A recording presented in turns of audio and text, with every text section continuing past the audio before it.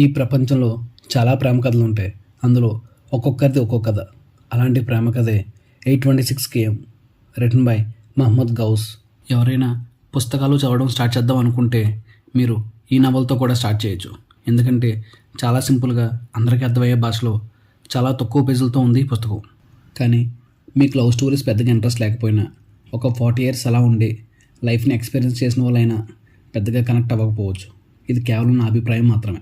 ఇక కథ విషయానికి వస్తే, మధు, హరి అనే ఇద్దరు సాఫ్ట్వేర్ ట్రైనింగ్లో కలుసుకుంటారు. వాళ్ళ భాషలు వేరు, ప్రాంతాలు వేరు, అయినా ఒకరి భాషను ఒకరు అర్థం చేసుకుంటూ, ఒకరి మనసును ఒకరు తెలుసుకుంటూ చాలా హ్యాపీగా బ్రతుకుతూ ఉంటారు. అలా ఉండగా ఒకరోజు హరి మధుకు ప్రపోజ్ చేస్తాడు. నువ్వంటే ఇష్టం, కానీ నేను నిన్ను అలా చూడలేను అని మధు సమాధానం చెప్తుంది. అలా అన్న కొన్ని రోజులకే మధు హరి దగ్గరకు వచ్చి నేను కూడా నిన్ను ప్రేమిస్తున్నాను అని చెప్తుంది. అలా కొన్ని రోజులు ఇద్దరూ చాలా హ్యాపీగా ఉంటారు. ఒకరోజు ఒక సంఘటన వల్ల మధు, హరి విడిపోతారు.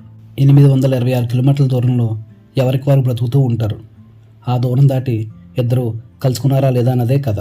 సో మధు, హరిల కథ ముగింపు తెలియాలంటే డిస్క్రిప్షన్లో లింక్ ఉంది, కొనుక్కొని చదివేయండి. ప్రతి పుస్తకం ఏదో ఒక మంచి విషయాన్ని చెప్తుంది.